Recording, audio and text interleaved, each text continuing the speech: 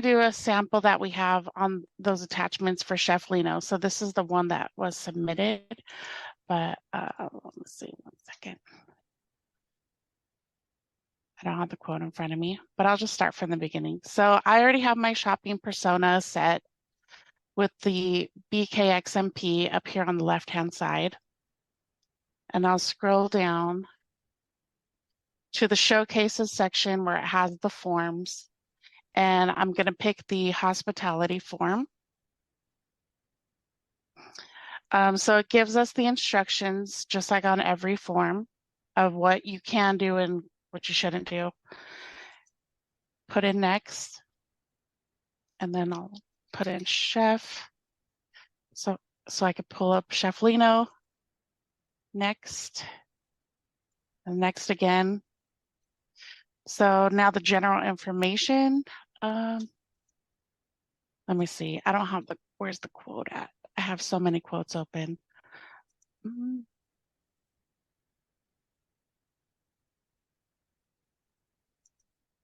Go back into these quotes here and look up chef. This is the hospitality quote that we're doing the test on for Chef Lino. Okay, move that over here. So I'll go ahead and click on catering and provide the details for this. So on the quote, just trying to see what this quote was for. I'll just put, I think it was like President Breakfast. Catering for President Search Forum. Thank you. Hey, you're welcome. Thanks, Jane. Okay. And so I guess that could be the same thing as the event name. And it was a 1-day event on April 23rd. Yes, the 23rd. Okay, thank you. And it looks like there was more than 5 people. And I need a list of the participant names. So a lot of these questions are the same questions that would have been on the hospitality justification paperwork, what is it called? BMAF or something. Well, it's now the hospitality justification form, but yeah, it was the business previously. meal approval form is what it was previously. So now you don't have to do that because it's all in this system. And so I'll just put in a fake upload since I don't have a participation list right now. And then participation list. And is this for breakfast? Just breakfast. And the cost per person, it looks like it was $30. And there's no alcohol. And it's not by auxiliary or CSU providing it. And I don't believe a waiver is applicable to us on this. So the unit price we have listed is $30 each, and there's 25 people. So we're putting each, and then I'm just going to put breakfast. I think the price also includes the coffee water station. Save. And then press next. But I have 2 more lines that I want to add on here. I need to add the $200 staff cost and the gratuity. So I'll just go save to cart and add another for my next line. Go back into this cost details section so I can change the information for line 2. And it's $200 times 1. That's where the quantity is. And I'm just going to put staff because that's what they're charging. And I have 1 more line for gratuity. Save to cart and add another. Go back into the cost details section, add my gratuity information. So it's $112.50 times 1. Gratuity is what this is for. And next. And this is my last line. So I'm going to put add and go to cart. Uh-oh, did I have something else in my cart?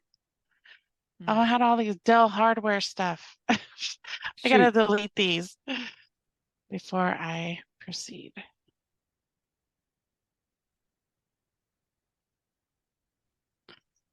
This is gonna make me start over. I think I have to start over. So that's the problem when you do that. So let's go back home and start over again. Okay, I have a blank cart. I'm just gonna look right here, view my carts, make sure. This is where I like to go to see my carts. View carts under the quick links. I have several. The one that's today, there's nothing in there. Today's not the 7th. Good. So I'm just going to create a cart. Okay. So hospitality sample. Sorry, I had to start over. Got my delivered to location and my cart name. Is that how you do it, Bianca? Because I never do it this way. And proceed to checkout? Or just go to my cart? Yeah, to you the go form? here. Oh, your shopping cart is empty. Click to start shopping. Yeah. Thank you. Mhm. I'm learning new things every day. So now, here we go, hospitality. So that my cart name should be saved to how I had saved it a second ago. Supplier. Chef. I'll try to do it faster since I already went over what the information was. Catering. What was No it again? worries. President's breakfast? Breakfast, yeah. Okay.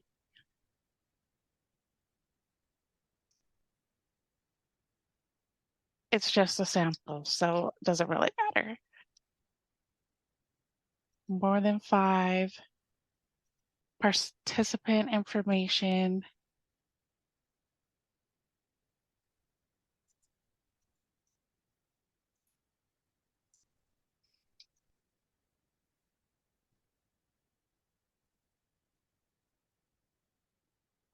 Breakfast. $30 per person. No alcohol. No auxiliary. And not applicable. Okay, so $30 times 25 each. And that was breakfast and coffee water station. Next. Okay, save to cart and add another. Okay, that's 804. Why is that 804? It says 750 on here. Oh, because it's taxed. Okay, that's why it's 804. Go back to my cost details. Override this so I can add in the staff fee, $200 times 1 for staffing.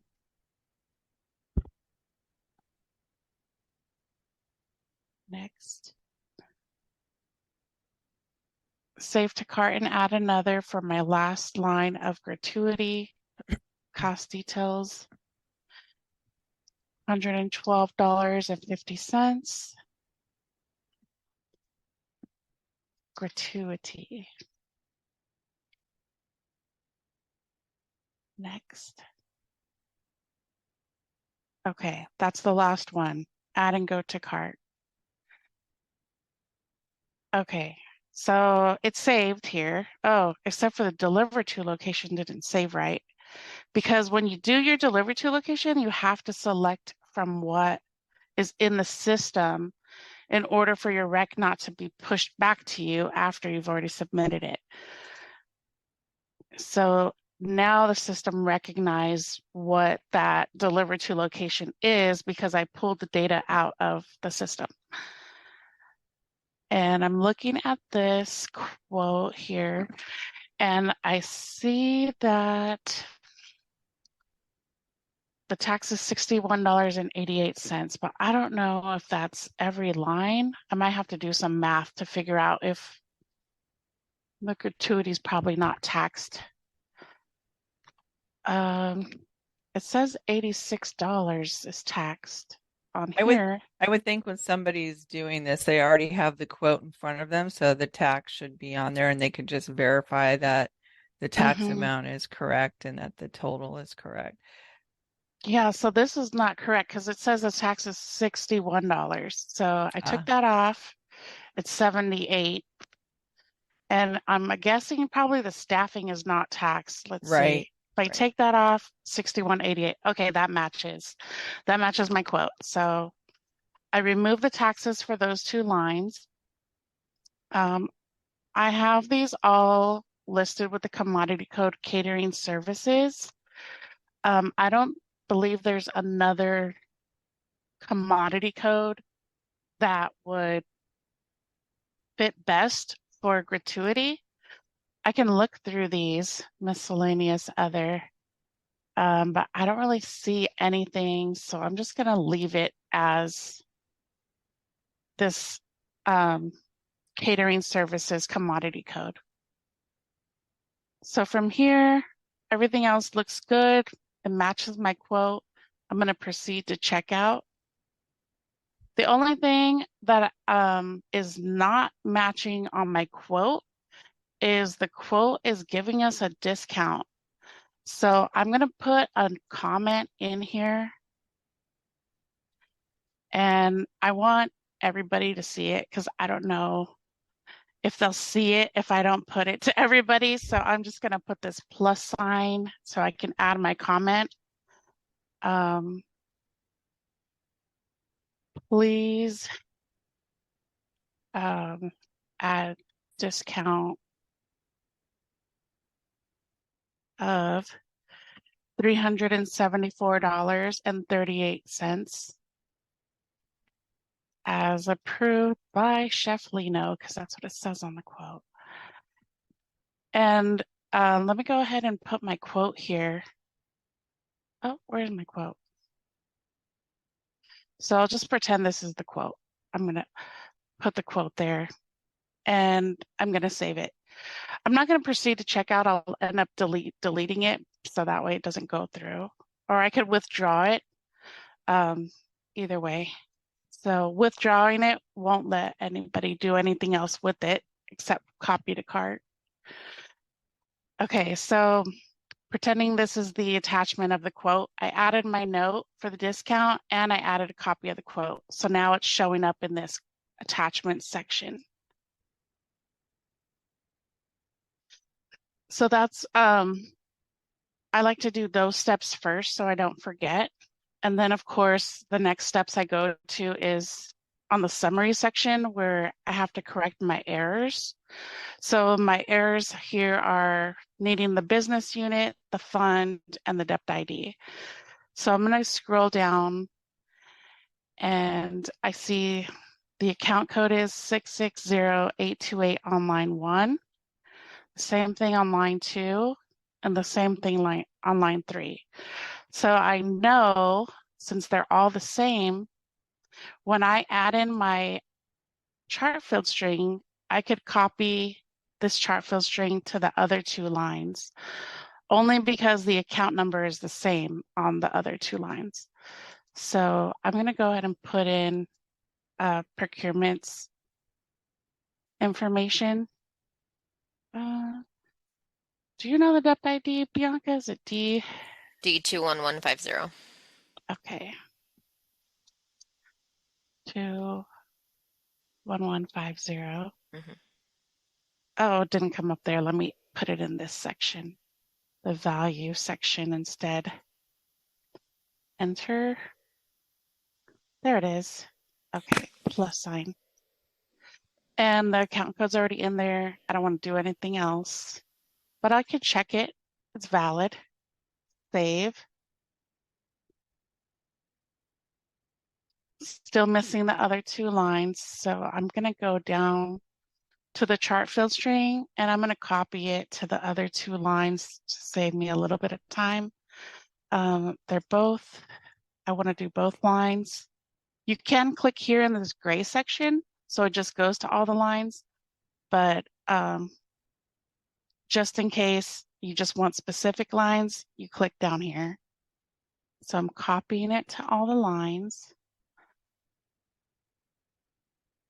And all my errors are gone.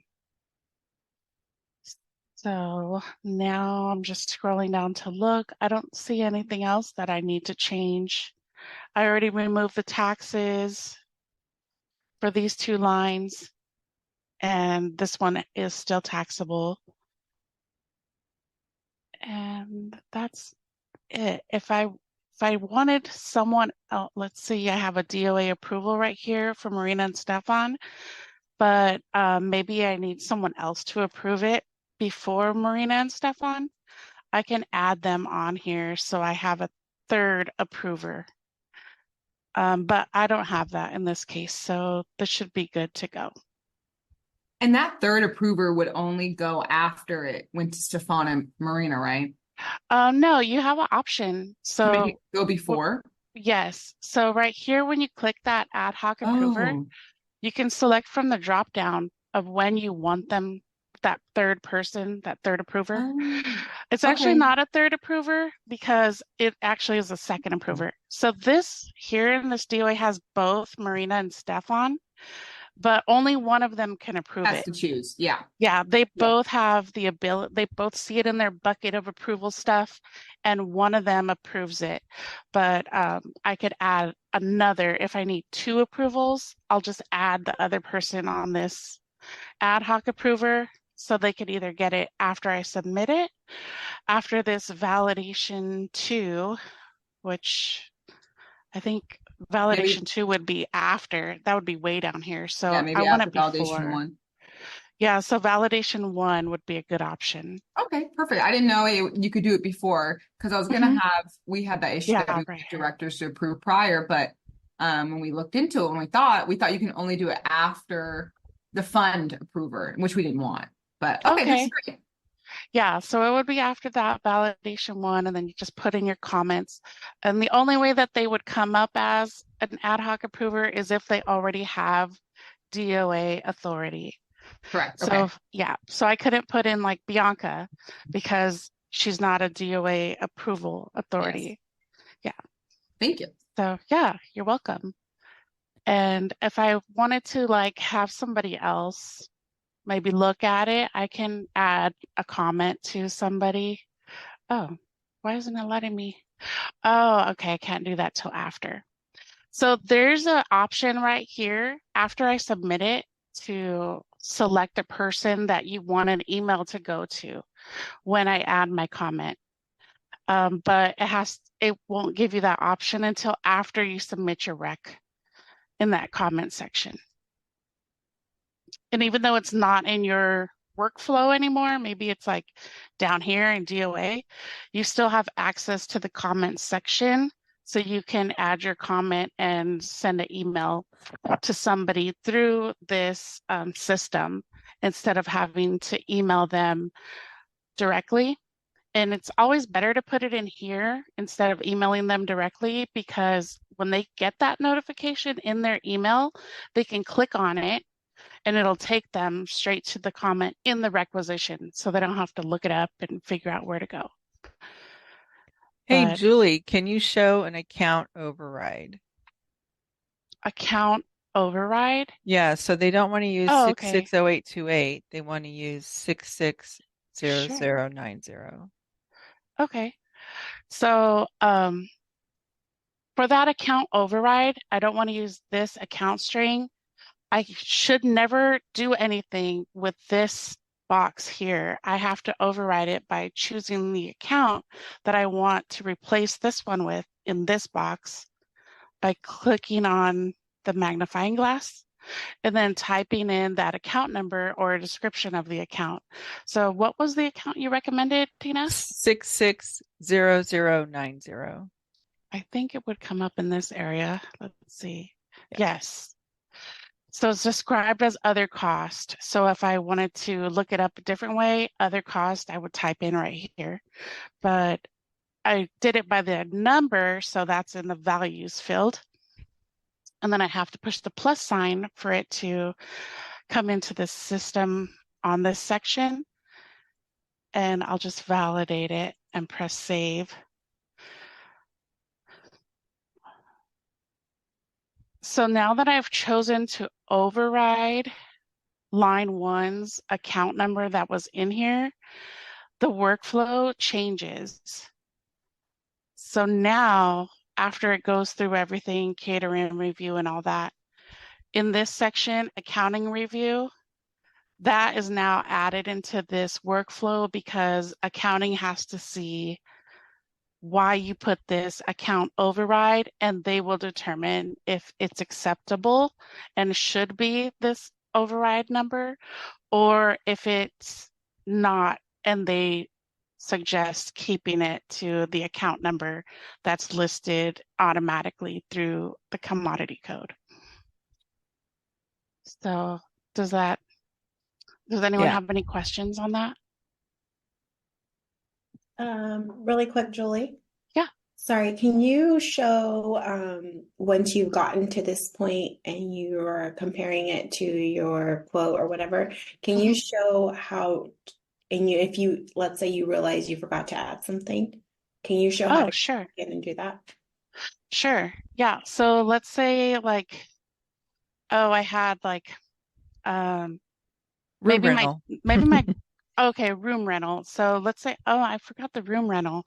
So I go on here and I'm like, how do I add another line to get the room rental on here? I click on this hospitality form to go back into that form. It's this little tiny square. Each line has one. So the line numbers are really small. This is line 3. Here's the form for it. Here's line 2. This is the form for it. And here's line 1, and that's the form for it. So I'm just going to go to the last line because I want to add it after line 3. And I go back into this cost details.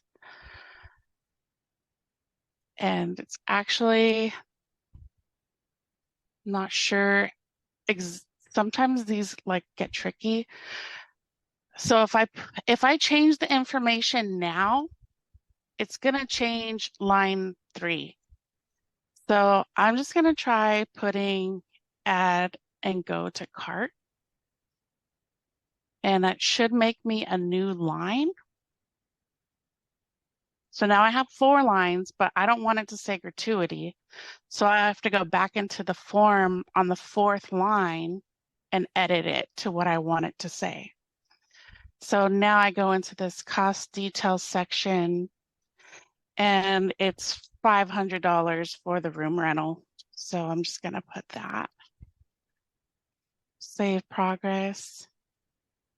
And I don't want to add another line. I just wanted to change that line.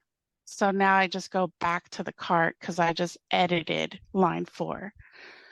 So now I scroll down and you can see it changed the description to room rental and change the dollar amount. And I don't want to make it taxable, so I'll take that off. And as I did that, it put me back into the shopping cart. So I just have to go back into the requisition now, proceed to checkout, and then I could see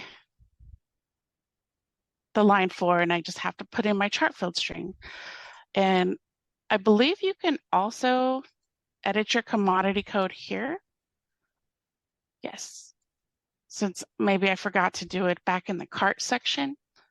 So room rental, I'm not sure what we would call that. Miscellaneous. Let's go to services or hospitality.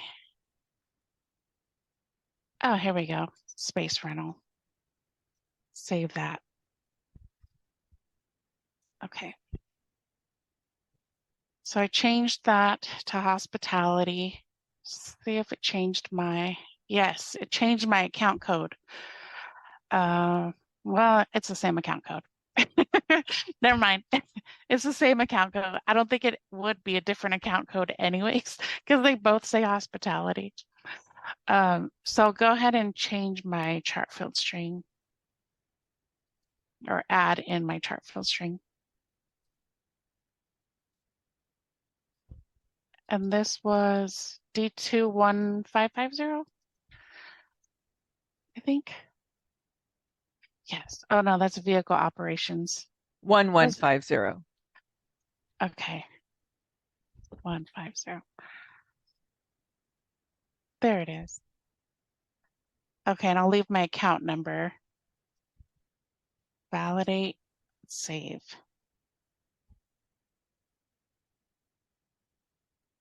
Okay, no errors. Now I have 4 lines instead of 3. Any other questions or anything you want to see in this section? Melissa's asking how to split a chart field between two. So how to add a line and Okay. split a chart field. Okay, so we added a line. I don't know if you want to add another line, but we can just go in here and split the chart field. So when I split my chart field, I can only split it with another BKCMP. I can't pick another fund from a different department. And so you want to know, like, depends on how you want to split it. Do you want to split it by percent of price, percent of quantity, amount of price, or amount of quantity? So maybe I'll just put amount of price. So I want this one to be 200 and I want this one to be 300. I think that's how you do it. Check that. Yes, that worked. Okay, so I split it. So now I have 200 to this chart field and 300 to this one. And of course I got to change that. So I'm sharing it with another department. I'll just pick faculty affairs. So now I have 300 going to faculty affairs and 200 going to procurement. And that's a valid code. I save that. So now that I've added a different department in there, let's see if it changes who my DOA approvers are. Yes, so now not only does Marina or Stefan have to approve it for D21150, now James Rodriguez also has to approve it. So this one, instead of being a bucket, like only these people are in a bucket and this person is by themselves. So now there has to be 2 approvers because each one of these approvers can only sign for their debt ID. So James can only sign for this. Marina can't sign for him. So that's why it has 2 different signatures on this DOA. So when it goes through there, it'll show a check mark like, oh, Marina approved it. There's a check mark and it says Marina's name, but it hasn't gone anywhere else yet. That's because James still has to approve it. So those are both going to be approvals now since we're using 2 different chart field strings on this line down here. Is there any other questions that we can go over for this? Maybe Julie, you can go ahead and complete it and then withdraw it. That Okay. would be a good. Yeah, so now I'll go ahead and, oh, so everybody knows about clicking on here so you could see who It's waiting for approval if you needed to.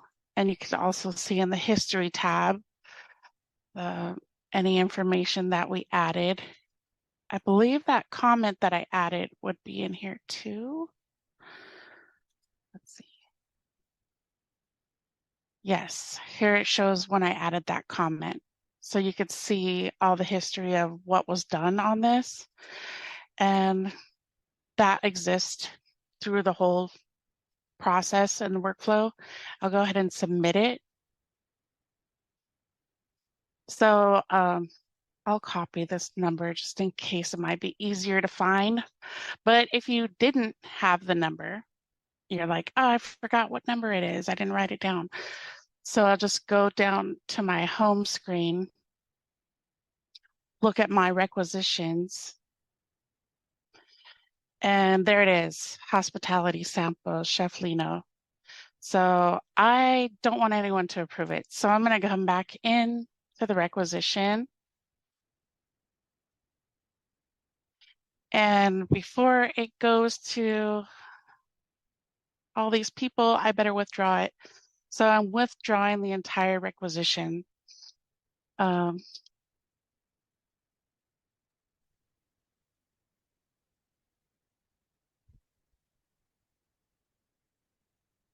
Okay. So now it's withdrawn and nothing else can be done with it. So I can show you in my requisitions. I believe it's still there, but it shows withdrawn. Yes. So when I go back into it now, see, I can't edit it or do anything. I could look at all the stuff, but there's nothing I could do. These are my only options. Copy to a new cart, add a comment, add notes to the history, just these three things. So the data will still be here if you decide like, well, I don't want to start all over. I want most of this information. I just want to make a few changes. So you could just copy it to a new cart.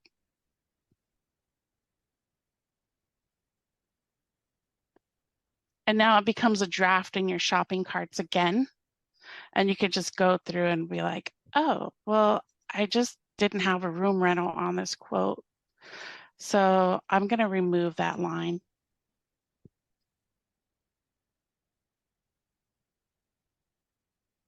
Now there's 3 lines. Okay, now it matches my quote.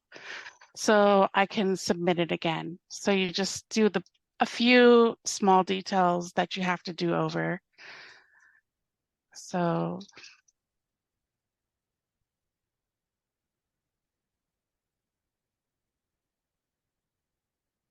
check out, everything matches.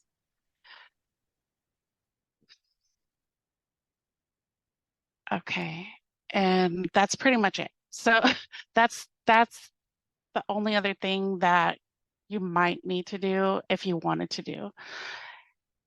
And other than that, this would be a two-way match. So that means we need the voucher to be approved by me or whoever it is that submitted the request. So Tina, did you want to share your screen and give an example of a voucher and what happens when we have I'm to? trying to think if I can give an example because I can't. Okay. I mean, I can like pull up. Am I still sharing my screen? Yeah. Yeah. Okay. I could pull up vouchers here, but I don't know. I have a Chef Lino invoice that has a voucher. Oh, do you? Yeah. Okay. Did you want to share your screen or do Okay. you want me to look it up? You want to share your screen? Yeah, it's if you just look up, the vouchers for Chef Lino's, one of them should pop up. Tina, can you explain the process of a two-way Yeah, that would be great. and like Yes. what actually happens so that because I don't think people understand like what that process is and how vouchers go to them for approval. Can you explain that process? Yes. Okay, perfect. So maybe I should go ahead and share my screen and pull the Chef Lino stuff. Okay, perfect. I'll stop sharing.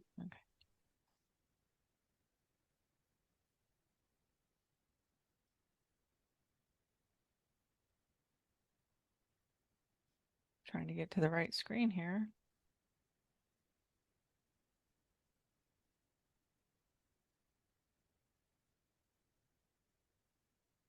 Okay, can you see my screen? Let's Yes. see. Okay, so I'm just going to type in Chef Lino right here. And I've got a voucher. Okay, so currently it's in AP review. So as you can see, what has to happen is if you attach your invoice, your final invoice to your purchase order, you have to let accounts payable know that you've done this. We don't get any notifications unless there's a voucher. So the best practice is just to continue what you've always done.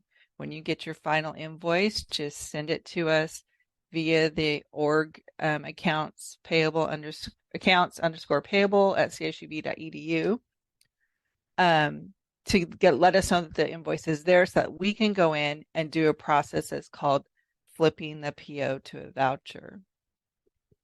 Or if the supplier is savvy enough, they can go into the supplier portal and attach their invoice and actually do that process to get the workflow started. So once they do that, or once AP does the flip, you'll see where it said the voucher starts off with submitted by. And that's because I grabbed the invoice and started the flip. Usually we like to be able to see the attachment. And as you can see, this one doesn't have an attachment. But if I go to the purchase order, I can see there's 2 attachments. And I can see there's the invoice. So when we approve the invoice, let me go back to the voucher. When we approve the invoice, we'll attach the voucher to this one, or I'm sorry, the invoice to this one.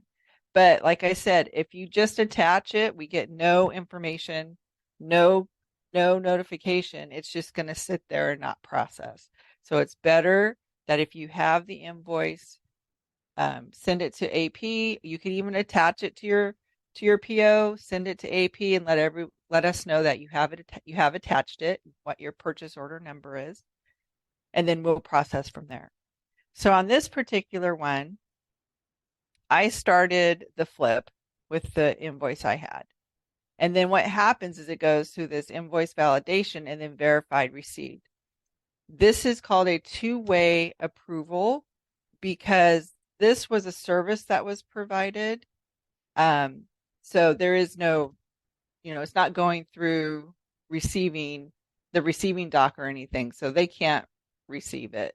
It has to be the department who requested the service. They have to be the ones to say, yes, everything was good. The invoice I attached is correct. Everything is correct on it and everything. We don't have any issues. Go ahead and pay it. So that's what this verify received part is. And that's the 2-way. So once that's approved, then it comes to AP review. So now it is AP review queue, and we will go through and process payment as soon as possible. Right now we're trying to do, within 10 business days. I am becoming very shorthanded at the moment, but we are processing to make sure that we don't pay anything late. So we are verifying that the due dates are getting out before, that the payments are getting out before the due dates. Pretty much that's it. The 2-way approval. For Dell or whatever, that's the 3-way match. So again, once the invoice is attached and receives those types of items where they have to tag them, then they go in and make a receipt, and that puts a voucher into the system and gets things flowing for AP. So if you ever have an invoice and you're not sure what's going to happen with it, just send it to us through our org email and we can verify that it gets completed. I have a question. So I have been emailing like the org email a couple times regarding a few invoices for Chef Lino. Uh-huh.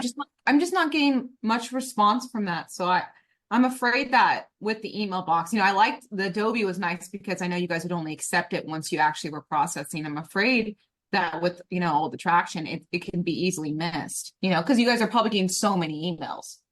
Yeah, we do get a lot of emails, yes. But what Yeah. happens is our org email is actually monitored by my student assistants. And what Okay. they do, as soon as it comes in, they forward it to the AP who is processing that part of the alpha.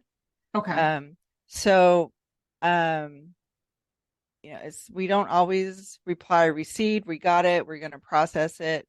The best thing to do is to go in and you can now see that there's a voucher here, so you can go in and see what's happening with it. Yeah. So this was created on 5/3. It's not actually due till 5/23, so it will be processed in the next check run. Okay. It's just a matter of also looking at when the due date is. If it's getting too close for you, by all means, email me, ask me what's happening with this, and I can let you know. Great, thank you. And then if there is a change in the final invoice, right, an increase or decrease, it will go through another reapproval process with the department or fund approver. So that's interesting. I haven't seen that happen yet. If your invoice does not match the information that we have here. Yeah. So if it's more, we do have a tolerance level of $100. If it's more than 100, I don't think I think I would have to reject it and it would have to be redone. Redone like entirety. Yeah. I don't have. We do, the purchasing does have the authority to make the changes that would send it back to approval through a change request. Okay. You would just have to contact procurement to let us know before your invoice gets paid, or AP could let us know that they can't pay it. Instead of rejecting it completely, we can still save the information and we can do the change order on your behalf. So that way we can edit it and send it back through the approval process. So best practice would probably be before, we even send the final invoice to APs, get the change order request prior, like we used to do via email, and then just get that change, then contact AP with the final invoice and PO. So I'm working on a quick reference guide for change orders because it's not going to be via email anymore. It would be via comment. So you would comment your buyer and say, I need a change order, and then that would trigger the email to go to your buyer to make the change. So yes, I'm like, because we're just getting to change orders now where like you guys need changes made, but there's different ways of doing it. There's a change request and a change order. One is done like after workflow and when a purchase order is done. So I'm working on the quick reference guide for that, and that will probably be its own like training workshop. Julie and I are like working on that right now. But yeah, that would be a comment so that it triggers that message to go to your buyer to make that change. Oh, okay. That makes sense. Yeah. I would think that is before the voucher is created also. Yeah. So it's easier on your guys' end, and it's just a quick thing. And then I realized too, the requester in CSU Buy, you're not automatically set up to be notified when the voucher gets back to you to match. So I made sure when I was in Mary's account and my account moving forward to change it, so she does get notified that, okay, Tina created this voucher, now we need to approve it, because it was sitting in Mary's box for a while because she didn't know. That's good to know. Oh, See, we didn't know that. Thank you. Yeah. I will put that in the next newsletter. Thank you. Because that could be like crucial, getting it like pushed, right? See, we're learning every day. We learn every day. And then, I think the best, because some Chef Lino's, Michelle, she's doing really great in trying to upload her final invoices. And so even when the supplier uploads it, you're not notified, Tina, still. Still. So just do common practice to just keep that email chain. I know, and Walker Lewis just got back to us and she's like, I'm not uploading the invoices. So I was like, Oh okay. my. So she's like, I will mail the invoices in. I was like, no, we'll do it for you. Just so there's an update on that. Tina, did you Yeah. put in a ticket for that? Sorry, sidetrack, but did you put in a ticket for that you're not being notified? No, that's a ticket that I'm not being notified when there's an attachment. When an invoice is uploaded. Yeah. Yeah, no, I haven't. As far as I know, that wasn't. They've never told us we were supposed to be. I'm gonna put in a ticket for that just Okay. for a future enhancement. There you go. Pie in the sky. I think we need to, for Leticia, I think we need to go over quickly the difference between hospitality in P2P and outside of P2P, because she has questions. So really quick, so say you're going to Panera and you're just picking up something for a staff meeting and there's no catering being done on campus. You're just going to Panera, you're picking something up. You still have to have the hospitality justification form done. You would pay via your Pro card and you would still reconcile because you're using your Pro card. That's hospitality outside of P2P. If you're doing hospitality on campus, like Hodel's is coming on campus or Mossman's is coming on campus, they are setting up, they are serving food on campus. That would be hospitality in P2P, what Julie just showed you. We would pay via invoice. You're not using your Pro card, you're using your chart filled strings. So they're paying via invoice. So Leticia, you paid Aramark via your Pro card. So when Bethany or Melissa send that email that you have to reconcile because you paid via your Pro card, you still have to reconcile for that Aramark charge because you paid via Pro card. So inside P2P is catering is being done on campus. You're using your chart filled strings and you're paying via invoice. So no reconciliation is being done.